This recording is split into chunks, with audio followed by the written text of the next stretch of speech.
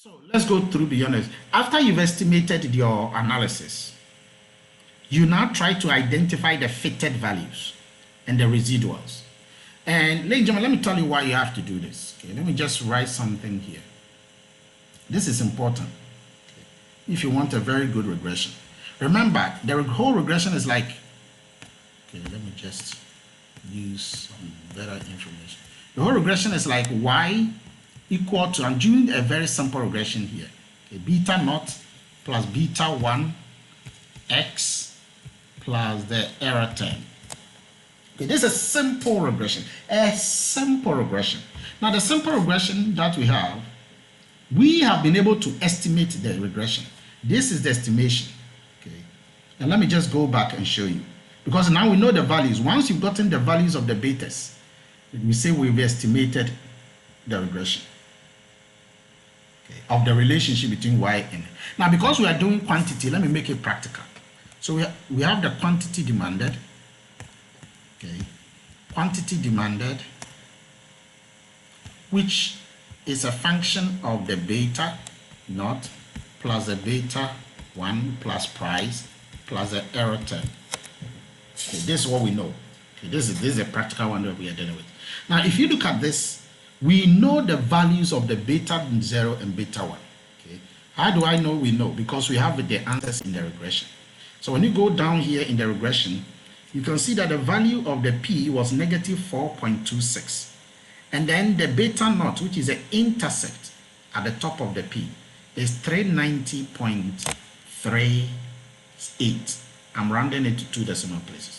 Okay, so that is 390.38. And then this p is minus 14.26. So I'm going to write that in the equation so that we get our estimated equation here. So the estimated equation will be Q equal to 390.28. Okay, 390.28 minus 14 point, and if you can remember, the value that we had for this is 14.26. And we don't write anything about the error term. We leave the error term. Now, why do we leave the error term? Because you remember we indicated that one of the assumptions of regression is that the estimated error term should be what? 0. We'll find that one later. Okay, the expected value of the error term should be equal to 0. This is one of the assumptions of regression. One of the assumptions is a very, very popular assumption. Okay, the assumption that the error term is supposed to be 0. And this assumption, sometimes some call it is, we have a very long name together with homoscedasticity, okay, that the error term should be normally distributed, identically and independently distributed, okay, and then it should be normally distributed with a 0 mean and constant variance. So this is the 0 mean assumption. This is the 0 mean. So the average of the error should be 0.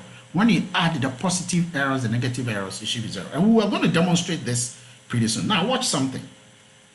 This is the, once you've gotten the value, this is the fitted, okay, value. Okay. Let me add my p here.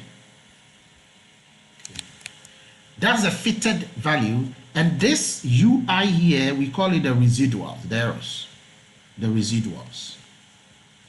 Okay. And once you've estimated this Q, now that we've estimated, we call the Q the fitted. Let me just put it there. The fitted. Okay. Now, so in reality, if you look at the residuals, if I move everything to the left-hand side, okay, the residuals is going to be the fitted minus all that I've estimated. That's how it's going to be. The fitted minus all that I've estimated if I move the left-hand side. Okay. And so what this means is that we will be able to find the relationship between the estimated and that of the residuals. And I'll be showing you a graph to this effect. So let's try to Makes sense. But the key point is that this is the estimated regression line. And the expected value of the error term is now 0. So that's why we don't bring the error term again. So let me take you back how to get the fitted values.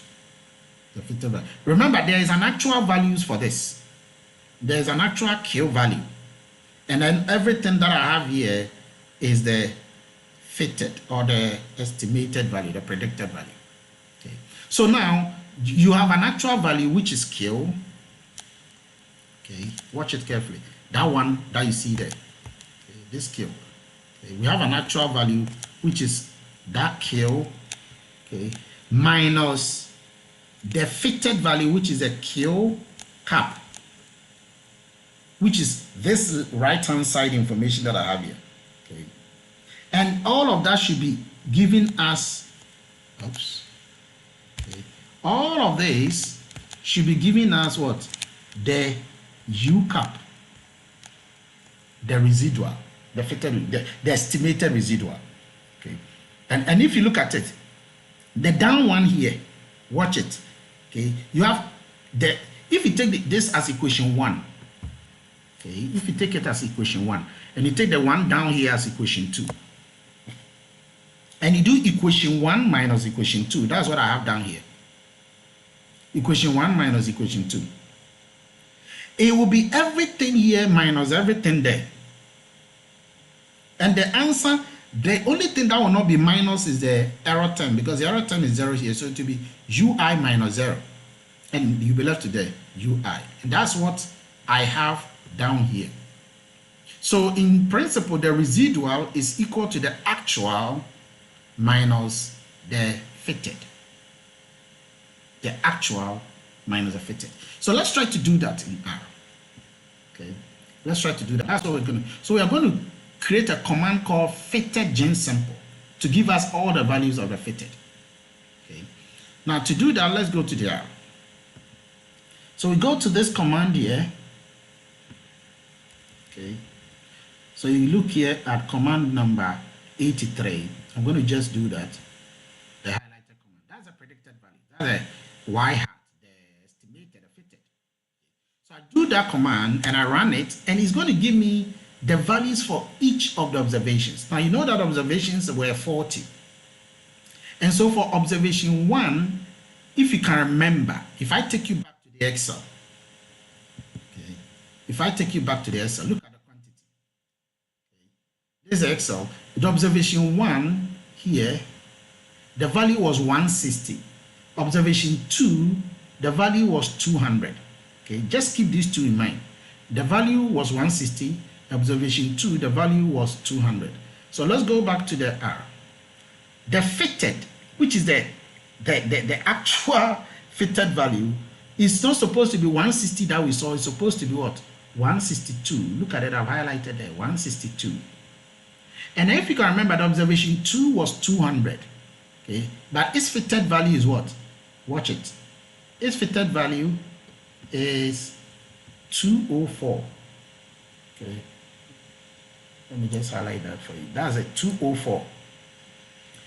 Let me zoom in a little bit so that we can appreciate this. Okay.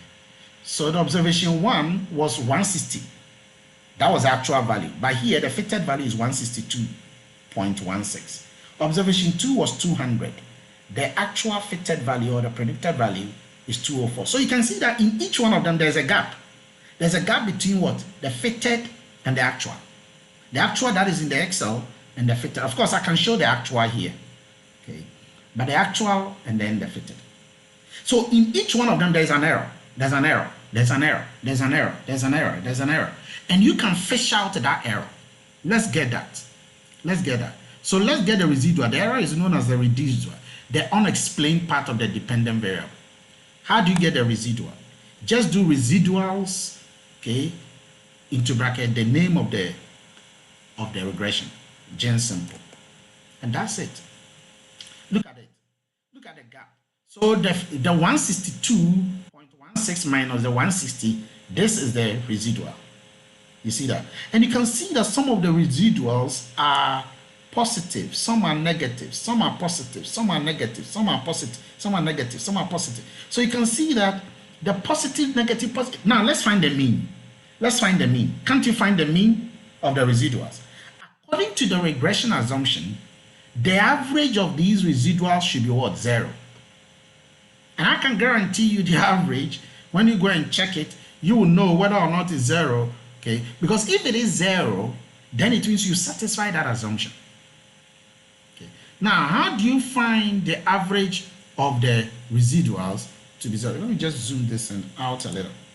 Then we can appreciate what's happening here. How do we get the residuals to be 0? So, guys, let's calculate the mean. Let's calculate the mean of the residuals. And when you come to this command here, I've just beautifully done that. So that is the mean. So I've just calculated the mean of the residuals here, and watch the mean answer down there. It is negative 4.44. So that means that the expectations of the error term is not 0. Okay, technically speaking. Oh, when you look at it as 0, oh, I didn't check it. Watch it. Okay, it is E minus 1/6. Now, what does that mean? Anytime you have E with a minus and a number, what it means is that there are 16 zeros before the 444. So it is negative 0.000000016. So the expectation of the error term is truly 0. Okay, so the residuals are truly 0. So that means that we've been able to satisfy our assumption of the zero mean assumption in regression. This is a beautiful, beautiful way of looking at this. Very, very, absolutely beautiful. And that is what I like about this, because then you know what is happening. There are a few other things that you can do and you should do, okay? But please know that we do these things really properly in the multiple regression. One, you can put the answers, the confidence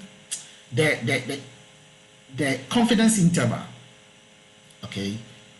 We'll talk about considering the confidence interval later, but you can generate a confidence interval correct to 2 decimal places using this command. And you can also create ANOVA from this, okay, and then get to the ANOVA. So let me do that very quickly, because that's not the focus of this. So these are the coefficients of, in 2 decimal places, the confidence interval of the coefficients. You can have that. We will look at this confidence interval. It's a way to determine the significance of the variables. You have done there, you can calculate that. And then you can find the ANOVA. You can find the ANOVA, and this is the ANOVA. Now we've already done ANOVA, and ANOVA is a kind of a child of regression. So you can see that the entire ANOVA, analysis of variance, has been demonstrated here. And again, it shows clearly that there is a significant, impact between the independent variables and that of the residuals. So it just shows that the regression is well fit. Of course, we are not doing ANOVA, we are doing regression, so that is what we'll focus on there. But the beauty of all this is that you can do the simple regression and then have some wonderful, wonderful results in the end. Now, we are going to do the next thing, which is known as not a simple regression, but 2 variable case regression.